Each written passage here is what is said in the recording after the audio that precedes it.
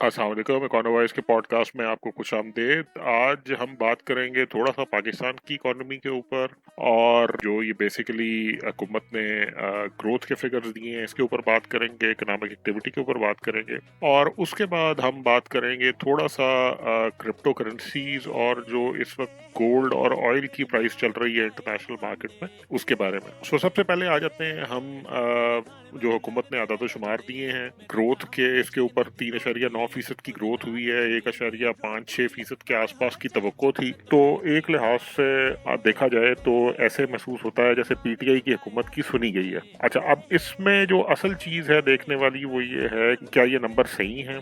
मेरा ख्याल है पहली नजर में अगर इसको देखें तो स्पेशली क्योंकि 3% के आसपास को एग्रीकल्चरल सेक्टर की ग्रोथ भी है और उसकी कुछ वजूहत बड़ी सॉलिड नजर आती हैं, तो ये फिगर हमें ठीक ही लगती है। उसकी वजह ये, जैसे हमने कई दफा जिक्र किया है कि पाकिस्तान की मईशत में बुनियादी तौर पर जो असल वेल्थ प्रोड्यूसर है वो एग्रीकल्चर होता है, बाकी तो फिर आगे उससे ट्रांजेक्शन वगैरह ही चलती हैं। दूसरा इस पे फर्क जो पड़ा वो ये पड़ा कि हुकूमत ने हाउसिंग के शोबे में और कारोबारी तबके को कोविड की वजह से जो लोन की फैसिलिटीज दी थी उसने भी इकोनॉमिक एक्टिविटी को जनरेट किया है। जो हुकूमत के लिए अब एक कंसर्न की चीज रह गई है वो इन्फ्लेशन है, क्योंकि इन्फ्लेशन अभी भी 10% के आसपास है, और आइडली मतलब पाकिस्तान में तो वैसे हम कंसिडर करते हैं कि 6% के आसपास की इन्फ्लेशन नॉर्म है, मगर अगर आपने एक अच्छी स्टेबल इकोनॉमी बनानी है तो इन्फ्लेशन आपकी जो है वो 2-3% से नीचे ही रहनी चाहिए कॉन्टिन्यूसली, तभी प्राइस स्टेबिलिटी आएगी और तभी मईशत जो है वो आगे को चलना शुरू करेगी। दूसरी चीज जो अच्छी है इस सारे मामले में वो ये है कि मल्टीपल चीजों की वजह से रेमिटेंसेज में इजाफा हुआ है। रेमिटेंसेज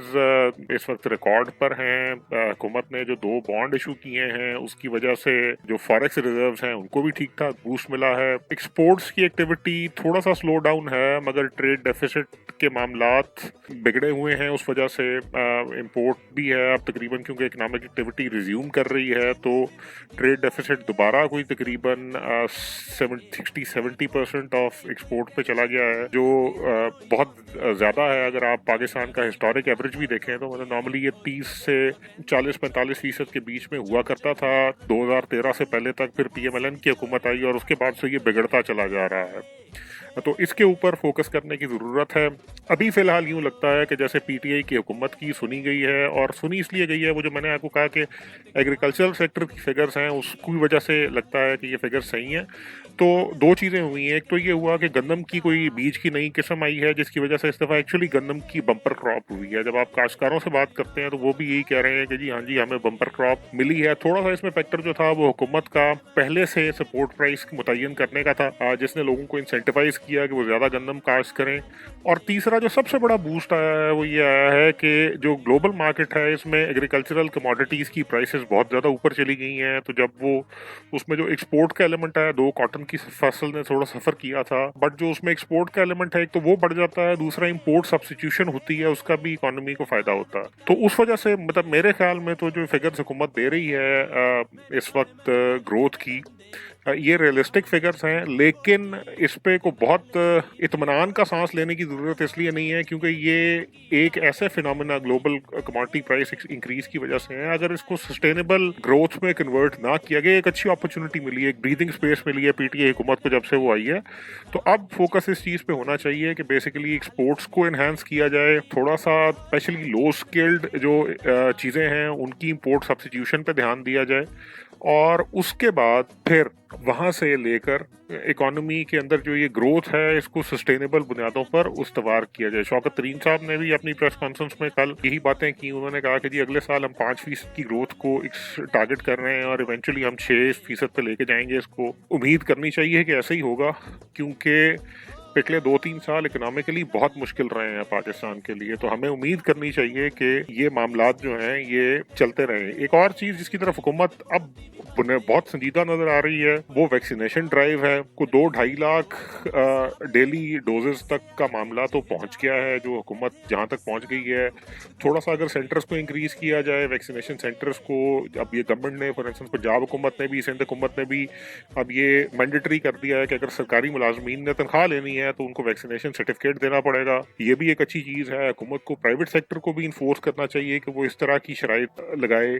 और उसके अलावा दूसरी जो चीज़ें हैं जहाँ पर लोगों का हुकूमत से या बेनिफिट से वास्ता पड़ता है, वहाँ पर भी ये कंडीशंस लगानी चाहिए। और दूसरा, वैक्सीनेशन सेंटर्स की तादाद को बढ़ाने की ज़रूरत है अब थोड़ी सी, क्योंकि अब जो एक शिकायत लोगों को नजर आ रही है वो ये आ रही है कि लोग जाते हैं और वहाँ से वापस आ जाते हैं। लेकिन ये वैक्सीनेशन इसलिए बहुत इंपॉर्टेंट है कि this probably is the single most important investment in these time for sustainable economic activity. एक और चीज जिसकी तरफ हम अगले पॉडकास्ट में बात करेंगे वो रियल एस्टेट सेक्टर है।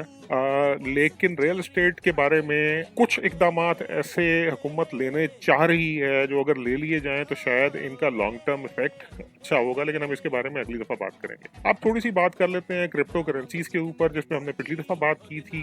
क्रिप्टो करेंसीज के अंदर बहुत ज्यादा वोलेटिलिटी देखने में आई। बिटकॉइन नीचे आया, फिर अब उसमें थोड़ी सी स्टेबिलिटी आई है। एलॉन मस्क की एक ट्वीट के बाद कोई एनर्जी सस्टेनेबिलिटी की बातें हो रही हैं और इस तरह की दूसरी चीजें। दूसरा एक और चीज ये है जो एक थोड़ा सा तशवीशनाक मामला है, वो ये है कि अमेरिकी हुकूमत के बारे में कहा जा रहा है कि अमेरिकी हुकूमत अब संजीदा क्रैकडाउन का इरादा रखती है क्रिप्टो करेंसीज के ऊपर। ये तवक्को थी इसकी, ऐसे होना था, लेकिन इससे फर्क नहीं पड़ेगा। क्रिप्टो करेंसीज बुनियादी तौर पर जो है ये बैंकिंग के निज़ाम को साथ वही करने जा रही हैं जो 90 की दहाई के आखिर में नैपस्टर ने, ये मेरे एक दोस्त हैं, उन्होंने बड़ी अच्छी ये इस्तिलाह मुझे मतलब बड़ी अच्छी मिसाल दी थी कि नैपस्टर ने जो कुछ रिकॉर्ड लेबल्स के साथ किया था वही क्रिप्टो करेंसीज बैंकिंग के साथ करने जा रही हैं। तो हो सकता है कि इस क्रैकडाउन की वजह से ये क्रिप्टो करेंसीज तो सर्वाइव ना करें, बट वो जो बैंकिंग सिस्टम है जिसमें सेंट्रल बैंक भी इंक्लूडेड है, उसका मॉडल और उसके दिन शायद अब नंबर्ड है। अब मामला आगे जो भी आएगा वो डिजिटल करेंसीज का आएगा। अब वो चाइना जैसे मुल्कों की अपनी लॉन्च की हुई डिजिटल करेंसी हो या प्राइवेट करेंसीज हो। दूसरी चीज एक और जो है वो ये है कि जब ये ग्लोबलाइजेशन हुई है और ये मतलब कई आलमी ताकतों ने ग्लोबलाइजेशन में जो अपना हिस्सा डाला, मतलब एक ज़माने में वो तकरीबन 80% दुनिया जो थी वो 5 यूरोपीय मुल्कों की तहवील में थी, उनके कब्जे में थी।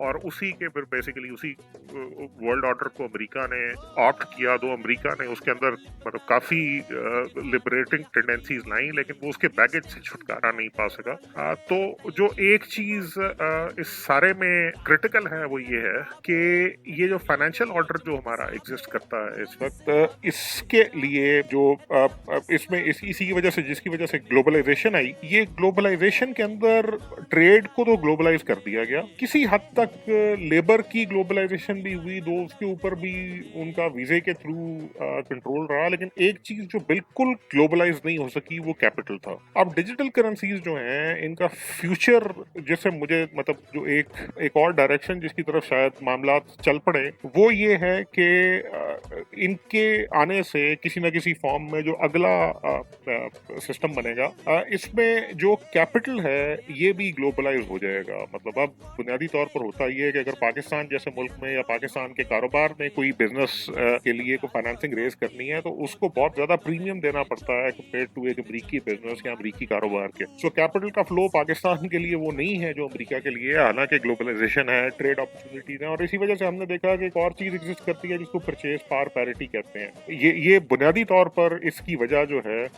वो ये है कि कैपिटल के फ्लोज दुनिया में अभी तक पूरे तरह से फ्री मार्केट और लिबरेटिंग नहीं है।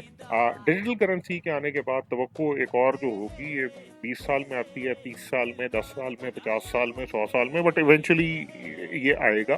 तवक्को ये है कि उसके बाद जो कैपिटल है इसकी भी ग्लोबलाइजेशन बढ़ जाएगी। वहाँ एक और नया चैलेंज जो दुनिया को आएगा वो ये आएगा कि उसके बाद माशरों के अंदर तकसीम जो है वो मजीद बढ़ने का चांस है। इसके ऊपर फिर कभी बात करेंगे। आपका बहुत बहुत शुक्रिया।